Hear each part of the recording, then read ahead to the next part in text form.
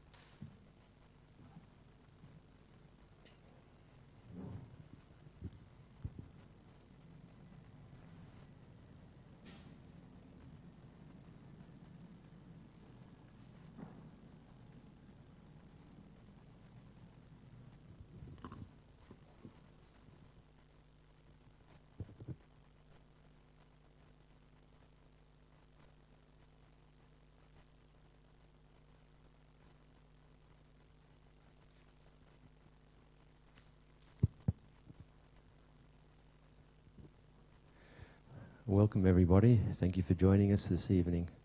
I'm Louis Ribeiro and I'm the Chagdud Gompa Australia President, and I'd like to thank Rigpa for collaborating with us on this event tonight, this morning and over the weekend. Thank you, that's great. I won't bother with housekeeping. We went through some this morning. Most of the Chagdud Gompa people got that, and the Rigpa people already know it, I think. So I'm very happy to be introducing Lama Tsering Everest to you all. And very wonderfully, I believe this event is being streamed to a few of the Rigpa centres around Australia this evening, so that's great. Hello, everybody. Lama Tsering was born in the US and served His Eminence Chagdud Tulku Rinpoche as his translator and attendant for more than 11 years. She completed a 3-year retreat in 1995, after which Chagdud Rinpoche ordained Lama Tsering as a Lama.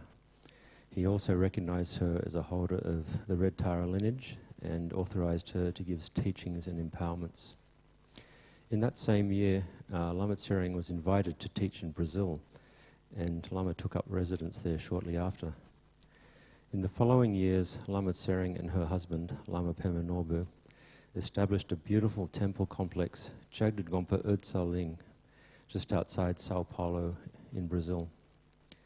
Lama is the resident Lama and director at Tsering, where she currently coordinates various projects, including a recently acquired piece of forest adjacent to her temple, where she is creating a facility for people to do longer retreats and also to be a Buddhist residential community. Lama Tsering teaches and conducts retreats in many cities across Brazil, Chile and North America, as well as in New Zealand and Australia. And interesting, Lama first visited Australia in 1987 with Chagdud Rinpoche. 87. Yeah. Tonight, Lama will offer us a teaching about the 4 Immeasurables. Lama may stay on for a few minutes afterwards if anybody would like to say a personal hello or offer a kata or anything like that. So thank you for visiting Australia again, Lama, and I hand over to you.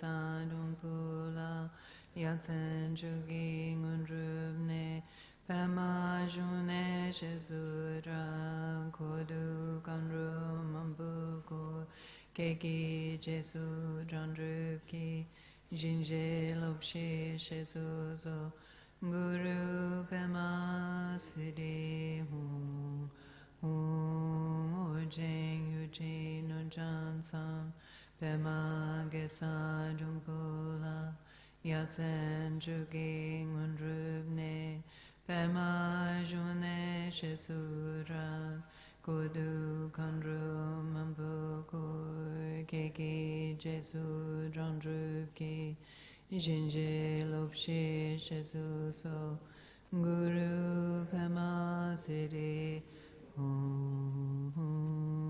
ojing yuji nunjan sam pema gesa dumbula Yatsen jugi ngundrune Pema june shesura Godu kandru mambukur Keki jesu drandruki Jinje lopshi shesu so Guru Pema siri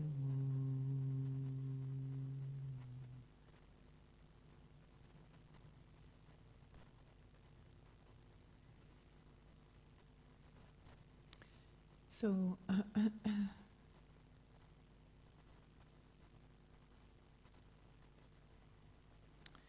whenever listening to the teachings, it's essential to always establish pure motivation. This topic of the 4 immeasurable qualities actually speaks to this very succinctly about how to establish the cornerstones of love, compassion, joy, and equanimity, which are the foundation and the support to establishing bodhicitta in your life. as your practice of good heart. So whenever we start, we should remember that we don't come alone. We are here due to the love and kindness of our parents, that we could have been born, that we could have been raised, that we could have been educated and supported. Without that, we wouldn't be here.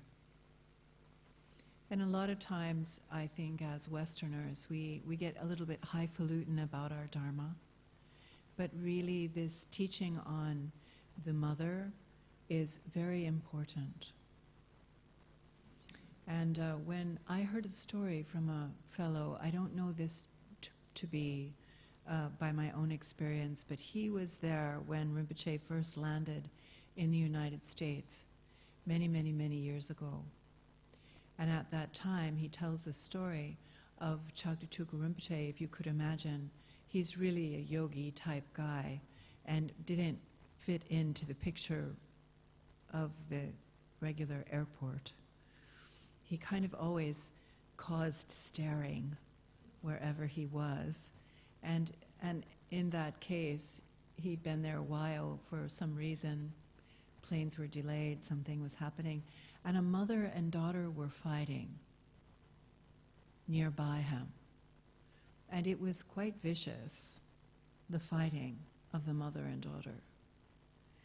And Rinpoche was very uncomfortable, so this fellow told me. And at one moment he said, maybe Dharma won't work in the West. And he said that because of the way the mother and daughter were fighting.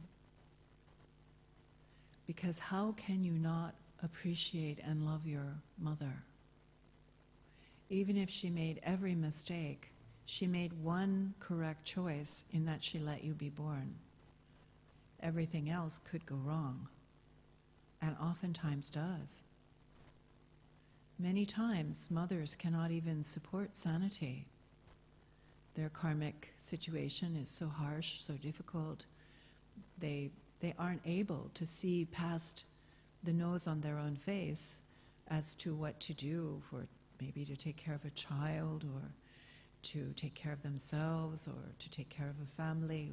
Not everyone is capable. But in that they let you be born, they did you a great, great service, that in this life you will never meet anyone except, they say, the Lama, who is the mother of your enlightenment. Your own birth mother is the mother of your human condition. And your human condition may be acceptable or unacceptable to you, but if you have the chance to be unhappy about it, right? Because you have a human body. You can be judgmental about it. I'm too tall, I'm too short, I'm too fat, I'm too thin, I don't have this, I don't have that. You can be judgmental about it. But the fact that you can be means you have a human body which was given to you by human parents, especially your mother. Now, many children believe that their purpose in life is that their mother just loves them so much that their whole mother is completely satisfied with their life because they have you. Well, I don't know. I would say that might not be the case because they have their own wishes and aspirations, their own hopes and fears, their own longing for fulfillment and well-being. And then, of course, you came along and maybe you are one of many for a woman who can have many children.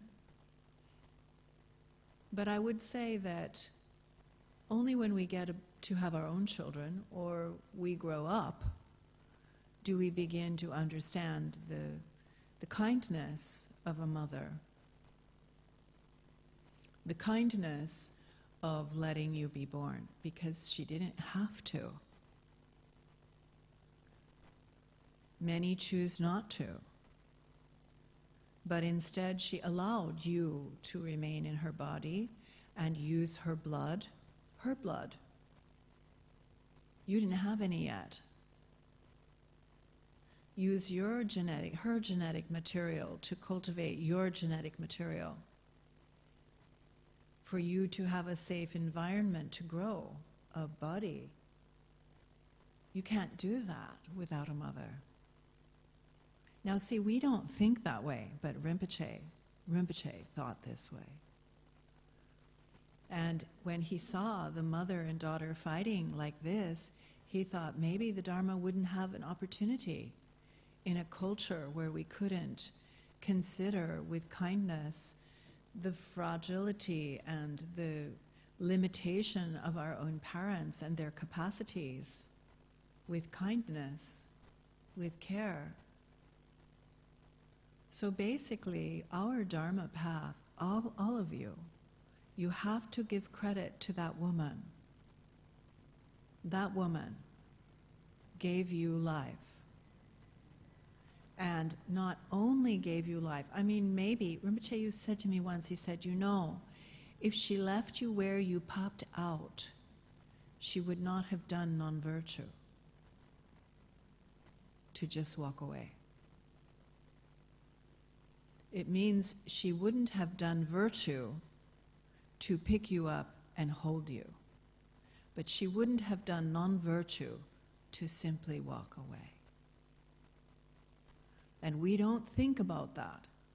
We consider that a mother has to take care of us, and that's not really true. They don't have to. They do. They lift you, they warm you, they turn you from left to right. You know, if you didn't turn, you would be flat on one side. And you might giggle about that, it's kind of a funny thought, but you had to be turned. Wasn't possible to turn yourself.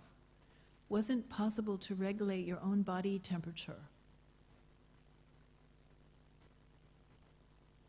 This was a kindness of a mother to care for you. And that's a job that usually under normal circumstances would last 20, 25 years, in some cases 40. That is possible, not really optimal, but a mother would do it forever.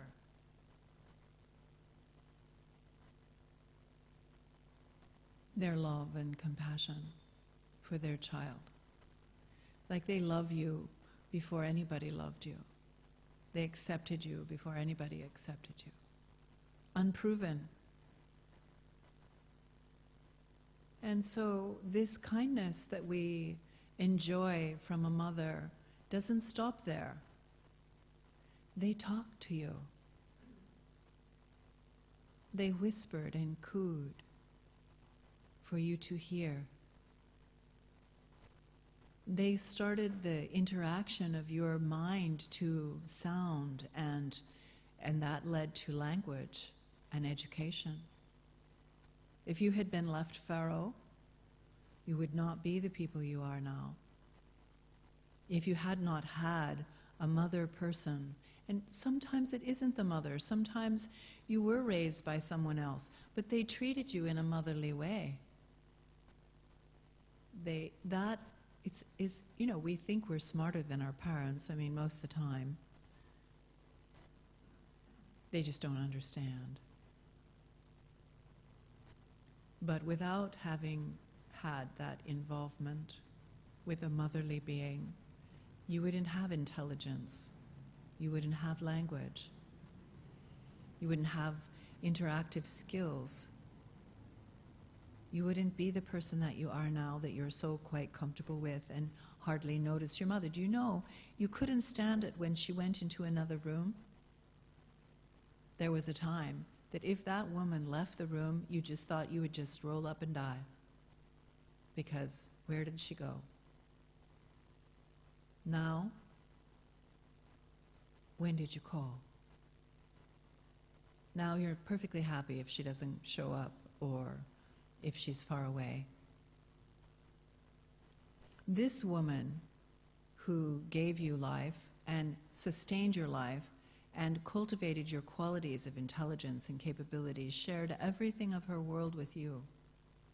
Her home, her food, not your food, her food from her body.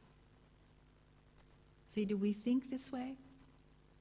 Do we think about how we really owe this person? And most of the time, we just think Mom didn't love me as much as she loved my brother. And so we have criticism and complaints and limitations like, oh yes, Mom. But because we have to grow up, and growing up means we have to kind of conquer this woman in order for us to be independent and for us to stand on our own feet. But the fact that you have feet that you could be independent with is due to that woman. And she just wants to be happy.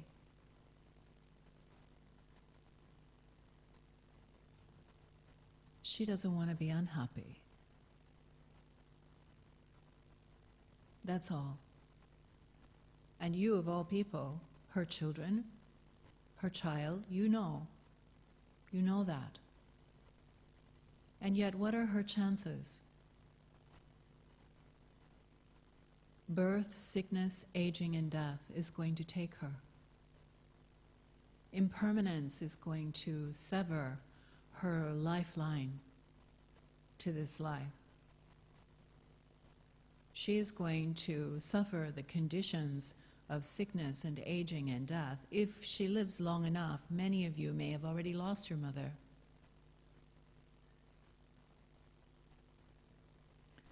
So we as Buddhists, we look at our mother and think, how can I repay your kindness?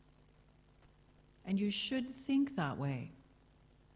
You should have a moral dignity to think that way. But then what are you going to do? Sunday afternoon for tea is maybe not really sufficient.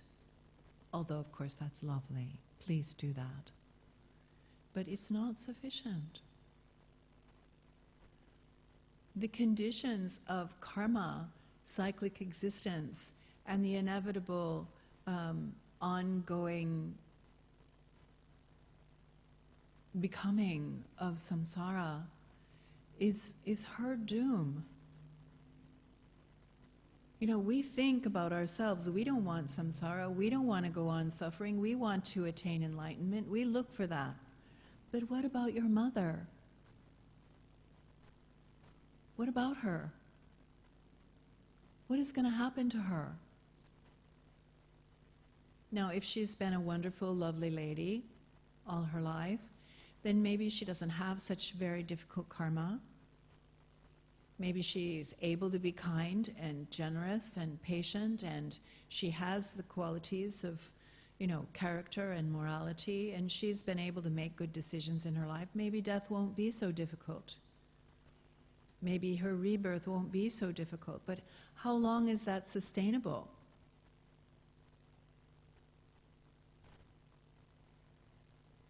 Sooner or later, there's a big problem for Mom. And even though we may love her, or love that she loves us, she has a problem. She is a Buddha who doesn't know she's a Buddha. And therefore, every thought, every word, and every action is going to fall upon her. Positive, negative, and neutral. Now, usually when we hear these teachings, we think about it about me. Yes, oh my goodness, every thought, word, and action. That's horrifying to think about. But think about it in terms of her. It's not an exception. There's no exceptions for your mom.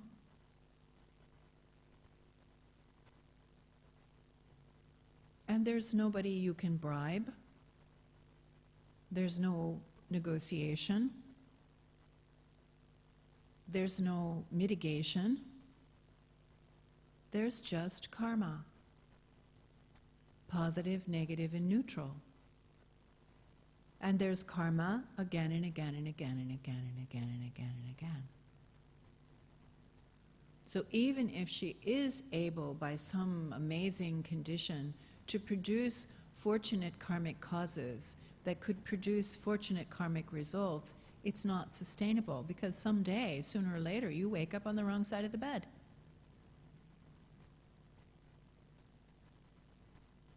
She must attain enlightenment. Nothing else will really work. Everything else is short-sighted.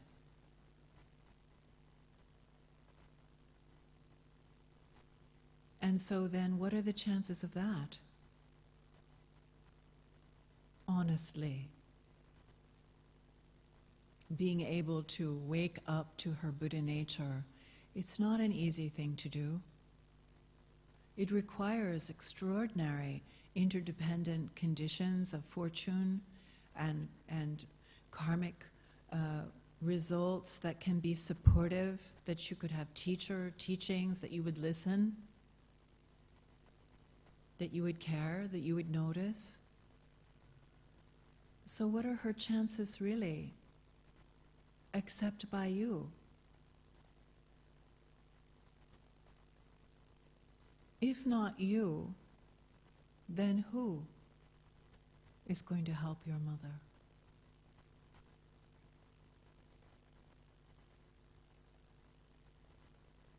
So this is where we come to understanding that it's not just your own mom, but it is your own mom. It is that woman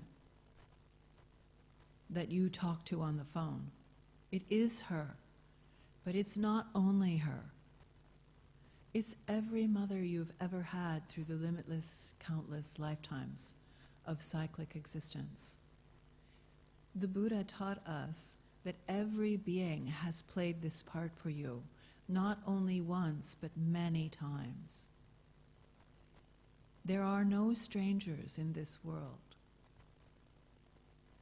just lost mothers, who now, because of karma and ignorance, delusion, confusion, nobody knows each other anymore. But that doesn't mean that the Buddha was lying. From the omniscience of the Buddha and the ability to see countless lifetimes, the Buddha said there are no insignificant others. Every being, it's not just that they've been important or that there have been so many lifetimes, it's that they have been your mother and cherished you as their own only child, with love for you so much that they would rather be hungry than have you be hungry. They would rather be sick than have you be sick. They would rather be afraid or lack than have you be afraid or lack. A mother, the mothers. So the relationship that we have with all beings and the responsibility is not just with this mother, but with every motherly being throughout the limitlessness of all of time and space that find themselves wandering throughout cyclic existence. Human, pretty good, but not always. Hell beings, ghosts, every ghost, every demonic influence, every animal, and otherwise, and not only this life, but every life, these beings have been that special for you, kind to you, and now all they want is to be happy. All they want is to be free of suffering, and yet suffering pursues them. Happiness eludes them. And cyclic existence just churns on. Not by some god, not by some demon, not by some king, not by somebody else. That turns on because of the delusion and confusion of the unenlightened mind. Your mom. Your moms. The taxi driver. The school teacher, Donald Trump, all beings, without exception, human and otherwise. And the conditions that are affecting them is not knowing their Buddha nature.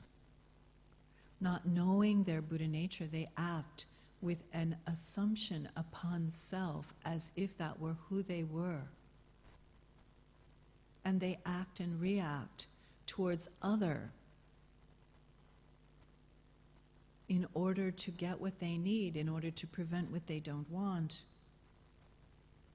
And they create karma with every thought, word, and action, which they then experience as the unfolding, helpless dynamic of unenlightened being, hoping and fearing,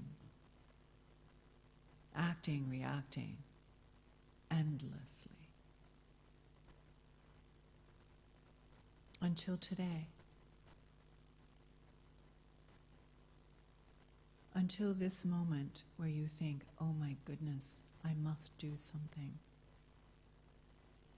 I must do something in order to benefit my mother and my lost mothers. You know, when Rinpoche was teaching me like this, I love my mother very much. She's a darling lady. She's easy, you know, and I'm her favorite. I'm saying that very facetiously because she is immaculate in making sure she treats us all the same. But there's no way she can know how to do this. She's a darling, lovely lady, but this is going to eat her. And the suffering that she's looking forward to is impossible to be okay with. And this is why we look away. This is why we look away from our elders, why we leave them in some home. Because we don't know what to do. We don't have answers. There's no way to fix it.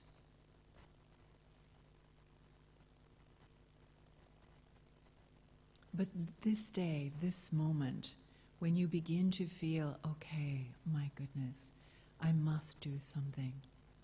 Is there something to be done? Then you have to turn to the Buddha. Yes, there is something to be done. Because this doesn't happen by accident. It doesn't happen because of some monarch who's bullying you. This happens because we don't understand how our mind works. You can listen to the teachings. You can contemplate the teachings. You can ask questions, get answers. But most of all, you have to come from heart because you are not here alone. You are here with your mother, your father, and every other mother and father through timeless time without beginning are here with you.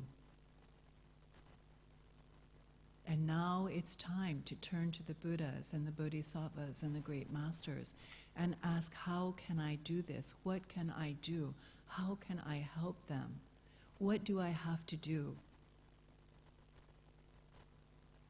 That love and compassion and equanimity, not just your mother, but every mother, becomes your mantle, becomes your mission, is the cornerstone of your purpose and your activity, that you listen, you learn, you meditate, you cultivate the power and the capacity to benefit them. Because, you know, you can't fix it for them. If it were actually fixable like that, somebody bigger than you, savior mentality type thing, the Buddhas would have done it. The Buddhas would rather suffer samsara than have you suffer samsara. And the Buddhas cannot do that for you. You have to change your mind. You are the only one who can change your mind. You might blame other people and say, oh, you make me so angry. That's only a sleight of speech. That is not true. You became angry. Others did not make you become angry. And in this way, you can change your mind. Changing your mind, eliminating your poisons, cultivating your qualities, that you become an example, a blessing, a proof to who sees you, or hears you, or touches you, or remembers you, that your mothers have you. You are the good fortune of your mother. Do you realize that? Whatever you do with your life shines on your mother, because she made you. You are her handiwork. So if you do good with your life, it shines on her. If you do badly with your life, it also shines on her. Let's say shadows her. You have some ability to help your mother because of the power of your virtue and the power of your wisdom and your example. Making good of it will lead to good for her. And so we turn to the Buddhas and the Bodhisattvas, and the first thing that we learn is equanimity. When you talk about the teachings of the four immeasurable qualities, they are stated: love, compassion, joy, and equanimity. That's how it's listed. But how it's practiced is equanimity first, and then compassion. Because every being has the same problem. They have four basic problems, are called the four obscurations. And due to these problems of the poisons of the mind, karma, habit, and division, because of those problems, then they act and react in ways that are inappropriate and counterproductive, and perpetuates confusion and delusion and isolation and loneliness, helplessness, is created the same way by everybody. Even though they may all look different and act different and behave different, they all have the same problem. They are Buddha, and they don't know. And in their not knowing, they enjoy or suffer these four obscurations. The poisons of the mind, karma, habit, and intellectual obscuration of divided mind. The division of subjective, objective reality. And believing that that's true, cultivating more poisons, more karma, more habit, more division, more estrangement, cultivating more poisons, and it's just endless. This is the problem that every being has who is unenlightened, even though they are none other than non-divided, absolute truth, Buddha. Equanimity is understanding two sides of the same coin. Buddha, sentient being. They're not different. Same, but experienced very differently.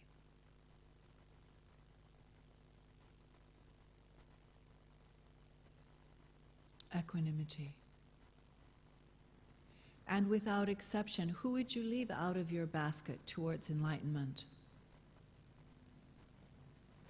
Actually, there's no being undeserving of your compassion.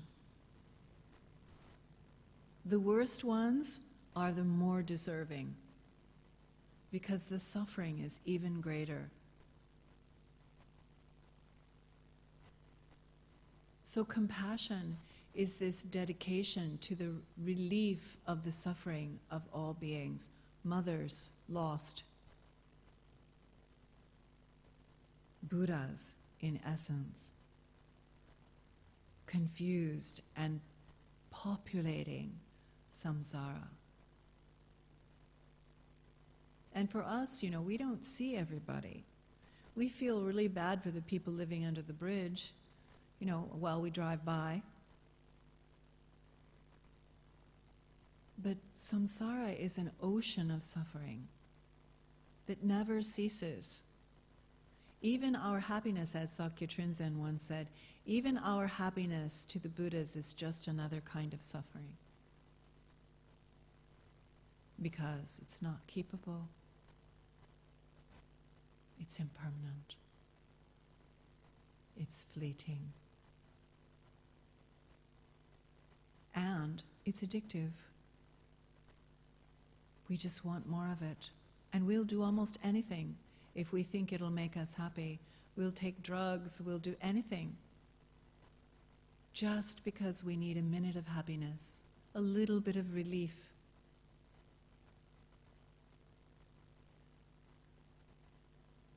Compassion is a cornerstone. Equanimity is a cornerstone. Love. I asked Rinpoche once, because I'm a silly girl, and I thought, I meet Rinpoche as like meeting Jesus or something, I should ask a decent question.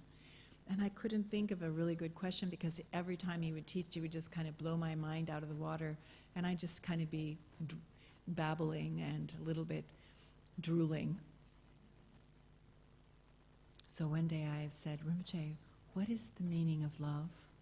I thought it was a good question, because all the poetry, all the songs, country western, it's the worst, all that. And Rinpoche looked at me like maybe he hadn't noticed I was crazy. Like he might not have noticed. Did that get past him? And then I could feel him reaching with his mind to see where I was trying to come from, what kind of a question is that? And he looked at me kind of incredulous, like dumb girl, and he said, love means wanting someone else to be happy. And then I was shocked, and I said, no, it doesn't. I said, love means I'm happy. I'm happy, I'm in love, I'm happy, I have the blushes in my face, I'm happy. And Rinpoche said, that's not love. That's desire. Love, that you would have them be happy. You would have them be happy. And that doesn't mean only enlightenment, but it does mean enlightenment. Because enlightenment is the only unperturbable happiness, the only irreversible result of fulfillment and well-being. But it means happy to have a cup of tea, happy to be fine, happy to have a friend, happy, even though that happy is of course inferior, it is good that they could be relieved for a moment, that they could be happy, even in a temporary way, that you would give to them every temporary happiness until they could attain timeless, perfect realization of complete enlightenment. Love. Who would you leave out of your basket? For your mother, for all your mothers. Love, it's a cornerstone. These qualities, love, compassion, joy, is what happens, how you feel when this is a result. That you're so joyous that they could be happy. You know, it's funny because I know myself a few times I've been like that where, you know, yes, I want you to be happy. Oh, you're so happy. I'm not happy. What happened to me? How come not me? It's like we have this instantaneous reflection back to our own lack of happiness. And, you know, like young people kissing on the bus. In one way, it's nauseous making. In another way, you know they're happy. And you could be happy, but instead, we're just like a little bit bitter because, you know, I used to be happy like that. I used to have a boyfriend who would kiss me on the bus, and now I'm just an old lady. You know, it just still comes back to us. Everything comes back to me. What about me? I have a grandson. When he was very little, 2 years old, 3 years old, he had big brothers and sisters that used to go and do things, and he was a little kid. He couldn't go and do those things. And they were on their way to go skiing someday, all fuffling around the house with, you know, clothing and shouting and this and that. And suddenly he just stood up with his diaper on, no clothes, and he just his arms out and he said, "And what about me? You know, excuse me, what about me?" And you know, that 2-year-old lives in us. What about me? But what about Mom? What about Mom?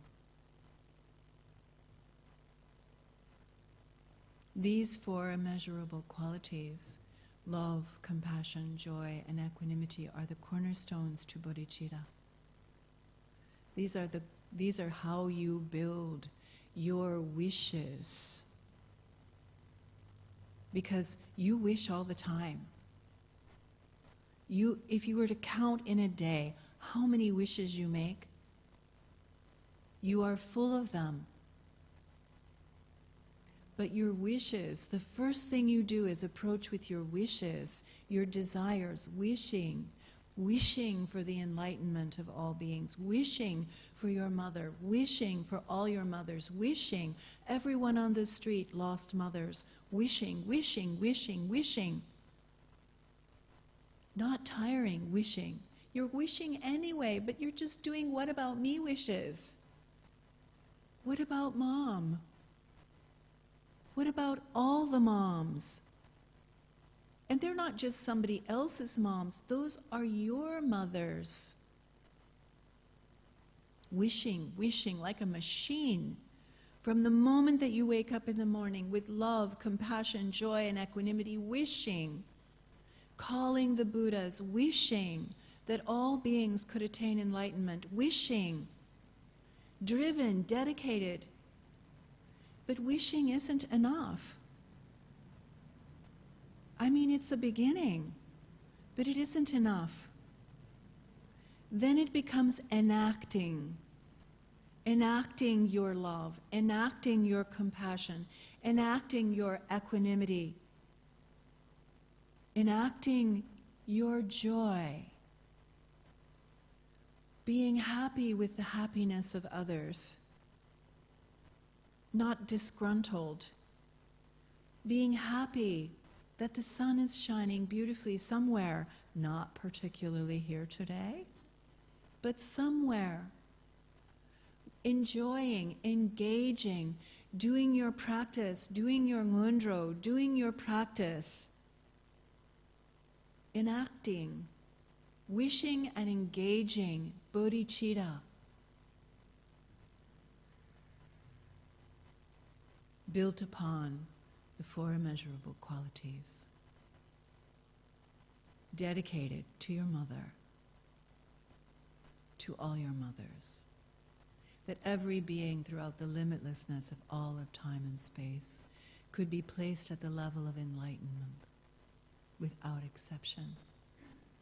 And until that end, I will never stop. Never. from now until samsara is empty, I shall work for the benefit and bliss of all beings who have been my parents.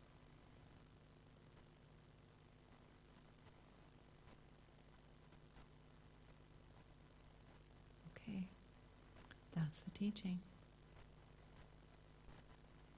Please dedicate the merit to the enlightenment of your mother and all beings. Throughout my many lives and until this moment, whatever virtue I have accomplished, including the merit generated by this practice, and all that I will ever attain, this I offer for the welfare of sentient beings. May sickness, war, famine, and suffering be decreased for every being, while their wisdom and compassion increase in this and every future life. May I clearly perceive all experiences to be as insubstantial as the dream fabric of the night, and instantly awaken to perceive the pure wisdom display in the arising of every phenomena. May I quickly attain enlightenment in order to work ceaselessly for the liberation of all sentient beings. Buddhas and Bodhisattvas altogether, whatever kind of motivation you have, whatever kind of beneficial action, whatever kind of wishing prayers, whatever kind of omniscience, whatever kind of life accomplishment, whatever kind of benevolent power, and whatever kind of immense wisdom you have, then similarly I, who have come in the same way to benefit beings, pray to attain these qualities. At this very moment, for the peoples and the nations of the earth, may not even the names disease, famine, war, and suffering be heard. Rather, may their moral conduct, merit, wealth, and prosperity increase, and may supreme good fortune and well-being always arise for them. Chime kune pema sambhava sasum rabjan chenze gupai gagi wanju drupe drupe ku unsen denji denjin darshin shu. Chime kune pema sambhava sasum rabjan chenze gupai gagi wanju drupe drupe ku unsen denji denjin darshin shu. Chime kune pema sambhava sasum rabjan chenze gupai Gagi wanju drupe drupe ku unsen denji denjin darshin shu. Penden ju niche pu tempa yuri nepada tempa simbu jewu nam kutsen gyal sen tengyu chi. Penden ju niche pu tempa yuri nepada tempa simbu jewu nam kutsen gyal sen tengyu chi. Penden ju niche po tempa yuri nepadam tempa simbu jewu nam kutsen gyal sen tengyu chi. Dusung sangye guru rimbo che ngundru kundang dewa jembu jang bar che kun se du du drapo zai so wa dep so jin ji la tu so jinan san we bar che shewa Dan samba lunji dupa jinji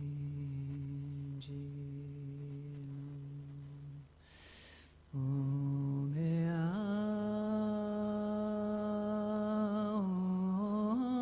Ben Sara Anguru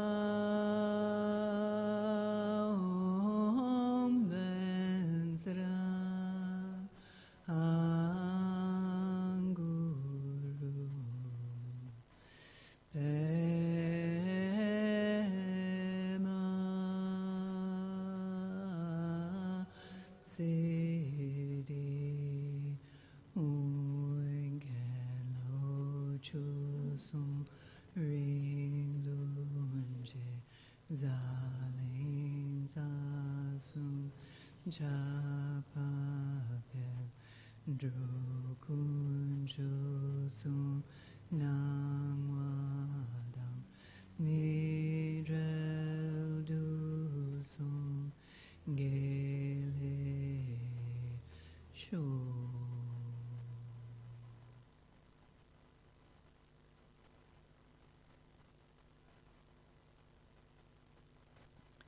Okay, thank you very much.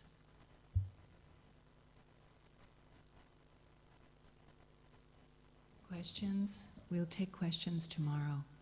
We'll have more of a workshop type opportunity with questions and answers and some discussions and things like that. That'll be when I would really enjoy your questions, and I would also like you to really think about the teachings. These are not new teachings. All of you have probably heard them many times before. But I once asked some friends of mine, do you really do the teaching about the mother? Do you really do that? Or do you just kind of, And they were afraid to answer me. And I said, no, tell me. I'm interested. Oh, no, we don't do that. It's impossible. Those numbers are difficult. We don't really do that. And I was really shocked by that. This is how you get past self-importance, is by realizing your responsibility and your ability to repay the kindness of your mother. And that's where we start. Okay, thanks so much for listening.